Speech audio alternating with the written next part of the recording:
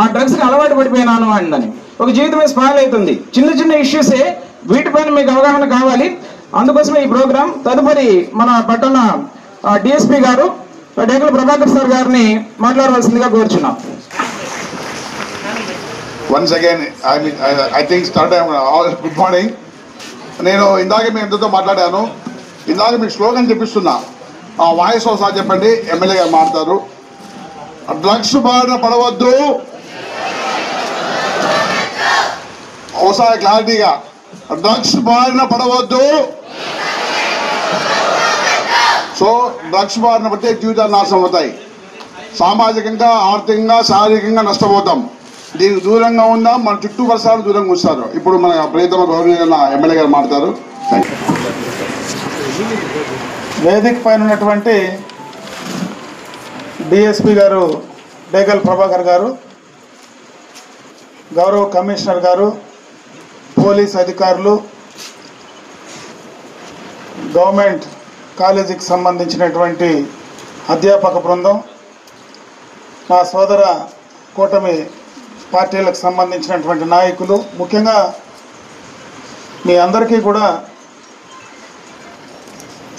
ఈరోజు జీవితంలో చాలా ప్రధానమైనటువంటి అంశంగా తయారైనటువంటి ఈ డ్రగ్స్కు సంబంధించి అవగాహన కార్యక్రమం.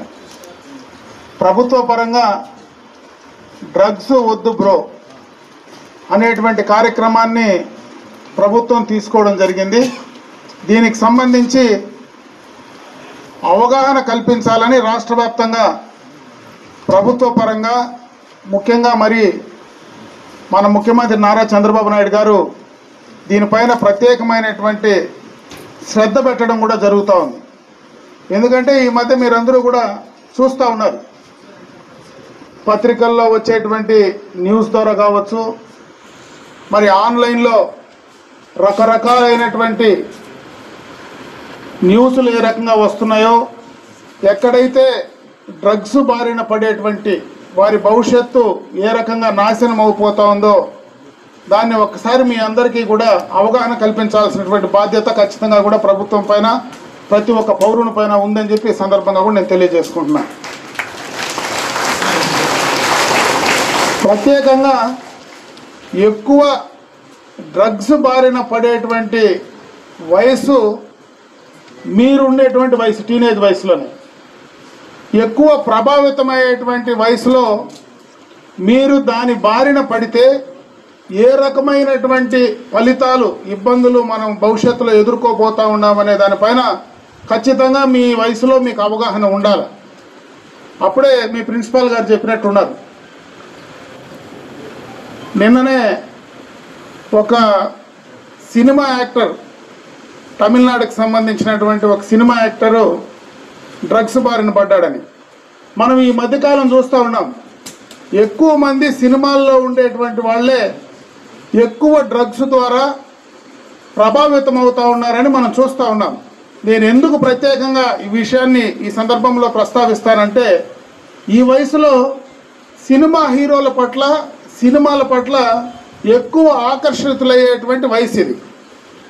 ఆ డ్రగ్స్ బారిన సినిమాకి సంబంధించినటువంటి యాక్టర్స్ ఎవరైతే ఉన్నారో వాళ్ళు ఎక్కువ దానిపైన బారిన పడతా ఉంటే వాళ్ళను చూసి ఎక్కువగా కూడా అభిమానులుగా ఉండేటువంటి వాళ్ళు నేర్చుకునేటువంటి పరిస్థితి ఉంటుందని కూడా ఈ సందర్భంగా కూడా నేను మీకు గుర్తు చేస్తున్నా. ఈ డ్రగ్స్ వల్ల ఒక పక్క ఆరోగ్యమే కాకుండా మానసిక ఆరోగ్యం కూడా పూర్తిగా దెబ్బతింటుంది. కుటుంబంలో ఉండేటువంటి వ్యవస్థలన్నీ కూడా దెబ్బతింటాయి. భవిష్యత్తులో ఇప్పుడుండేటువంటి చట్టాల వల్ల మీకు భవిష్యత్తులో అందవలసినటువంటి మీ చదువు కానీ, భవిష్యత్తులో మీరు ఎదగవలసినటువంటి అవకాశాలు కానీ అన్నీ కూడా పోతాయి. అంటే ఒక డ్రగ్స్ వల్ల మన జీవితం మొత్తం కూడా నాశనం అయిపోతుందనేది మొట్టమొదటగా గుర్తించాల్సినటువంటి అవసరం ఉందని చెప్పి ఈ సందర్భంగా మీ అందరికీ కూడా తెలియజేసుకుంటున్నా. కాబట్టి ఎవరూ కూడా అటువంటి వాటిపైన అటువంటి సమాచారం ఎవరిచ్చినా కూడా తప్పనిసరిగా కూడా మీ యొక్క పేరెంట్స్కి కానీ, పోలీసులకు కానీ ఖచ్చితంగా తెలియజెప్పమని చెప్పి నేను ఈ సందర్భంగా కూడా మిమ్మల్ని కోరుకుంటున్నా. ఆ రకంగా మీరు కానీ మీ పరిసర ప్రాంతాల్లో కానీ మీకు తెలిసి కానీ ఎక్కడైనా అటువంటి ఉంటే ధైర్యంగా సమాచారాన్ని కూడా ఇస్తే మీ పరిసర ప్రాంతాల్లో కానీ సంఘానికి కూడా మనం న్యాయం చేసినటువంటి వాళ్ళు అవుతామని చెప్పి తప్పనిసరిగా కూడా మీరు ఉండాలా. ఖచ్చితంగా డ్రగ్స్ పైన అవగాహన ఉండాలా. ఖచ్చితంగా ఎవరు కూడా తీసుకోకుండా మీ జీవితాలను బాగు చేసుకోమని చెప్పి నేను ఈ సందర్భంగా మిమ్మల్ని అందరినీ కూడా తెలియజేసుకుంటున్నా. మన ప్రాంతంలో నాకు తెలిసి పోలీసులు దాదాపు అన్ని చోట్ల కూడా దానికి సంబంధించినటువంటి స్టెప్స్ అన్ని కూడా తీసుకుంటున్నారు. కాబట్టి ఎక్కడైనా ఇంకా మనకు తెలియకుండా ఉంటే వాటిపైన ప్రత్యేకంగా పోలీసు దృష్టి పెట్టి పూర్తి స్థాయిలో ఈ ప్రాంతంలో ఆ డ్రగ్స్ను, ఇప్పుడు గంజాయి కావచ్చు, రకరకాలైనటువంటి డ్రగ్స్ ఉన్నాయి, వాటినన్నింటినీ నిరోధించడానికి ఖచ్చితంగా కూడా చర్యలు తీసుకోవాలని చెప్పి నేను వారిని కూడా కోరుకుంటూ, మీరు ఆ రకంగా మీ భవిష్యత్తులో అటువంటి వాటి జోలికి పోకుండా ఇంకా ముందుకు పైకి వెళ్ళాలని మనస్ఫూర్తిగా భగవంతుడిని నేను ప్రార్థిస్తూ మీకు ఆ రకమైనటువంటి మానసిక ధైర్యం ఇవ్వాలని చెప్పి నేను ప్రత్యేకంగా భగవంతుని ప్రార్థిస్తూ సెలవు తీసుకుంటున్నా. జై హింద్. డ్రగ్స్ తీసుకోను, అలాగే నా కుటుంబాన్ని మరియు మా ప్రియమైన వారిని మాదక ద్రవ్యాలకు దూరంగా ఉంచుకొని ఆరోగ్యకరమైన మరియు సంతోషకరమైన జీవితాన్ని ఆస్వాదిస్తామని ప్రతిజ్ఞ చేస్తున్నాను. వర్షం పడితే చాలా ఇబ్బంది ఉంది సార్, కూర్చోవడానికి లేదు. ఆ షీట్స్ ఏమన్నా దయచేసి మీరు ఏపీసారని ఆశిస్తున్నాను సార్. యాక్చువల్ డిఎస్పీ సార్ నాకు ప్రామిస్ చేశాడు ఏపీసార్ అని, అది కొంచెం చేస్తే బాగుంటుంది సార్. ఓట్ ఆఫ్ థ్యాంక్స్ ఉండండి. తర్వాత ఇక్కడ నుంచి ప్రొసెషన్ సన్మానం, తర్వాత ఓట్ ఆఫ్ థ్యాంక్స్, తర్వాత ప్రొసెషన్ స్టార్ట్ అవుతుంది. ఎమ్మెల్యే గారి చేతుల మీదుగా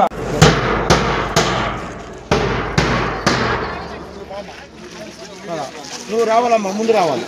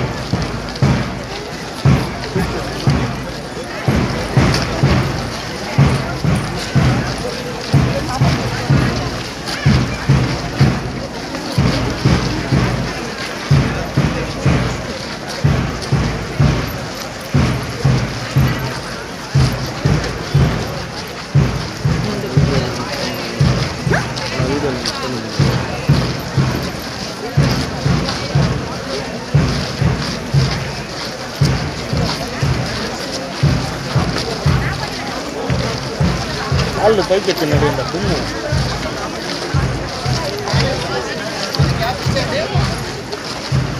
ఒక 10 feet గ్యాప్లో కదా వెళ్తాను. 5 feet. ఓకే.